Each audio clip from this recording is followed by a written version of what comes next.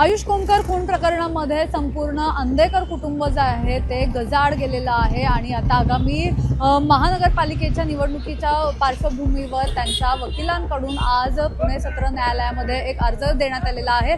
या अर्जामध्ये त्यांनी हे जे 3 जण आहेत तर त्यांना जामीन मिळावा, त्यांना बेल मिळावी यासाठीचा अर्ज दिलेला आहे। आज पुणे सत्र न्यायालयामध्ये त्यांच्या ज्या वकील आहेत तर त्या गेल्या होत्या आणि त्यांनी लक्ष्मी अंधेकर असेल, बंडू अंधेकर असेल आणि सोनाली अंधेकर अशा तिघांचाही जामीन मंजूर व्हावा यासाठी अर्ज दिलेला आहे आणि जे न्यायालय आहे माननीय न्यायालयाने त्यांचा अर्ज जो आहे तो स्वीकारलेला आहे आणि त्यामुळे आता आगामी काळामध्ये निवडणुकींना या तिघांपैकी कोण उभं राहणार हे खरं तर पाहणं महत्त्वाचं असणार आहे। मात्र अद्याप ते कुठल्या पक्षाकडून लढणार आहेत, कुठल्या भागातून लढणार आहेत आणि या तिघांपैकी नेमकं कोण निवडणुकीसाठी उभं राहणार आहे हे मात्र अजूनही याबाबतची स्पष्ट माहिती मिळालेली नाहीये। मात्र आता बंडू अंधेकर आणि लक्ष्मी अंधेकर त्यासोबतच सोनाली अंधेकर हे बाहेर येणार का हे पाहणं किंवा त्यांना जामीन मिळणार का हे पाहणं महत्त्वाचं असणार आहे। पुण्याहून मोना येनपुरे, सिविक मिरर।